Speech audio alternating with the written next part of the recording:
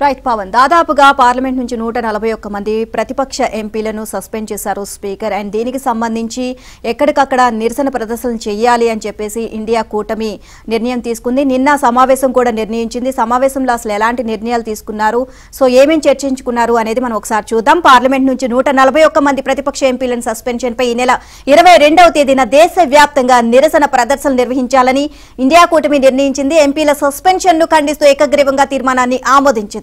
ఎన్నికల సందర్భంగా ఈవీఎంలతో పాటు అనుసంధానిస్తున్న వీవీప్యాట్ స్లిప్పులను పూర్తిగా లెక్కించాలని, ఆ తర్వాత ఎన్నికల ఫలితాలను ప్రకటించాలని మరో తీర్మానం చేసింది.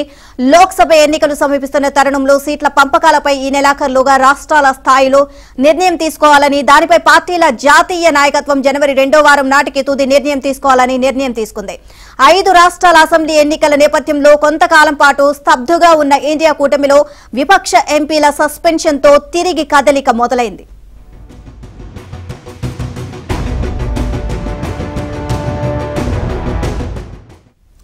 నిన్న ఢిల్లీలోని అశోక హోటల్లో ఇండియా కూటమి సమావేశమైంది. మొత్తం 28 పార్టీల నేతలు హాజరయ్యారు. కాంగ్రెస్ నేతలు ఖర్గే, సోనియా, రాహుల్, సీఎంలు మమతా, నితీష్, స్టాలిన్, కేజ్రీవాల్, వివిధ పార్టీల అధినేతలు శరద్ పవార్, లాలూ ప్రసాద్, అఖిలేష్, సీతారాం ఏచూరి, డి రాజా తదితరులు పాల్గొన్నారు. అసెంబ్లీ సమావేశాలు ఉన్నందువల్ల జేఎంఎం అధినేత జార్ఖండ్ సీఎం హేమంత్ సోరెన్ హాజరు కాలేకపోయారు.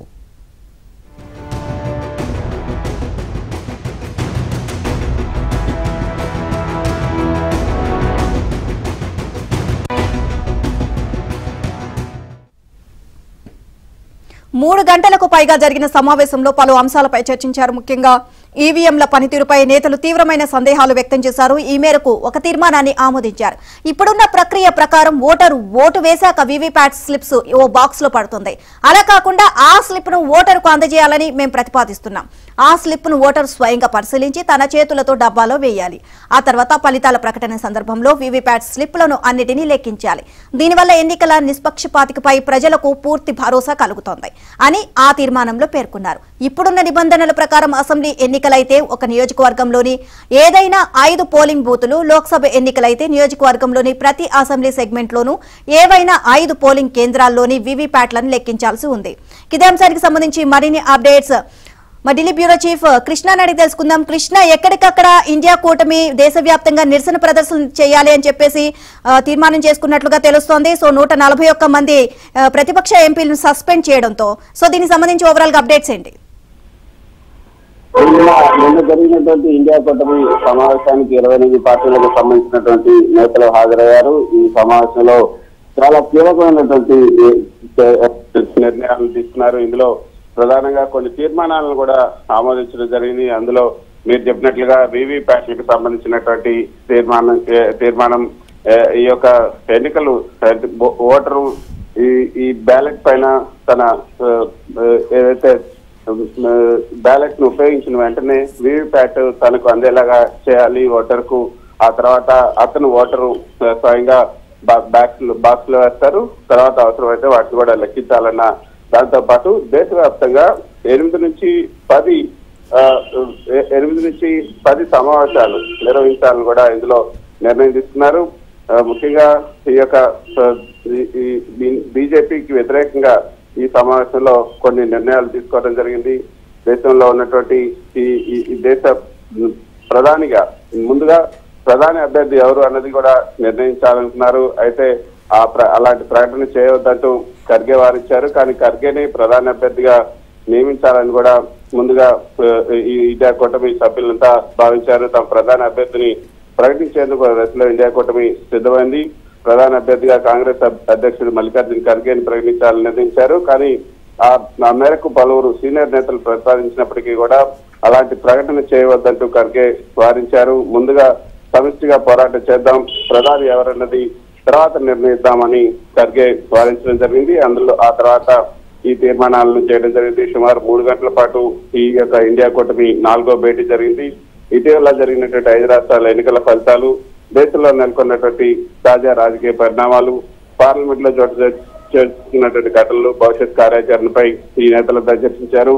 భేటీకి అగ్రనేతలు సోనియా గాంధీ, రాహుల్ గాంధీ, ఖర్గే, డిఎంకే అధ్యక్షుడు స్టాలిన్ తో పాటు అనేక మంది ఈ సమావేశానికి హాజరు కావడం జరిగింది. అయితే అందులో ఇండియా కూటమి సమిష్టి పోరాటమే ప్రధాన కర్తవ్యంగా చర్చ జరిగింది. ముందు పోరాటం చేసి గెలిచిన తర్వాత ప్రధాని ఎవరనేది నిర్ణయం తీసుకుందాం. తర్వాత భేటీకి 28 పార్టీల నేతలు హాజరయ్యారు. దేశవ్యాప్తంగా 8 నుంచి 10 సమావేశాలు నిర్వహించాలని నిర్ణయం తీసుకున్నారు. ఒక గొడుగు కిందకు రాకపోతే కూటమి ప్రాధాన్యతను ప్రజలు గుర్తించే అవకాశం లేదు.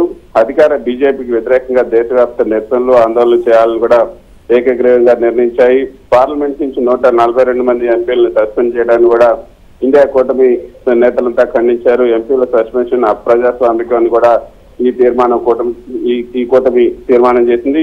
మోదీ ప్రజాస్వామ్యాన్ని నమోస్వామ్యంగా మార్చారని కూడా విమర్శించారు. పార్లమెంట్ లో దాడి విషయాన్ని మాత్రం తీవ్రంగా వ్యతిరేకించారు. ప్రధాని, హోంమంత్రి ఇరువురు సభకు హాజరై వివరణ ఇవ్వాలని కూడా డిమాండ్ చేశారు. పార్లమెంట్ సమావేశాలు జరుగుతుంటే ప్రధాని ప్రారంభోత్సవాలకు, పర్యటనలకు పరిమితం అవుతున్నారు. పార్లమెంట్ కు రాకుండా తప్పించుకు తిరుగుతున్నారు. పార్లమెంట్ చరిత్రలో తొలిసారి ఇంతమంది ఎంపీలను సస్పెండ్ చేశారు. ప్రజలతో మమేకమై పోరాటం కొనసాగించాలని కూటమి నిర్ణయించింది. ఈ 22న ఎంపీల సస్పెన్షన్ నిర్ణయిస్తూ దేశవ్యాప్త ఆందోళనలు కూడా నిర్వహించాలని ఈ కూటమి సమావేశంలో నిర్ణయం తీసుకున్నారు. మరోపక్క నిల్మ సీట్ల సర్దుబాటు కూటమి పార్టీలన్నీ కలిసికట్టుగా నిర్ణయం తీసుకోవాలి. రాష్ట్రాల వారీగా ఉన్న పరిస్థితులకు అనుగుణంగా నిర్ణయాలు ఉంటాయి. తమిళనాడు, కేరళ, కర్ణాటక, తెలంగాణ, బీహార్, ఉత్తరప్రదేశ్ లాంటి జటిలమైనటువంటి రాష్ట్రాల్లో కేంద్ర నాయకత్వమే నిర్ణయం తీసుకోవాలి. ఢిల్లీ, పంజాబ్ లకు సంబంధించినటువంటి వ్యూహాన్ని తర్వాత ఖరారు చేస్తామని కూడా మల్లికార్జున ఖర్గే ఈ యొక్క సమావేశం తర్వాత విలేకరుల సమావేశంలో మల్లికార్జున ఖర్గే ఈ విషయాన్ని స్పష్టం చేశారు. మొత్తానికైతే ఈ నెల 28 మాత్రం దేశవ్యాప్తంగా ఆందోళన చేయాలని నిర్ణయం తీసుకున్నారు.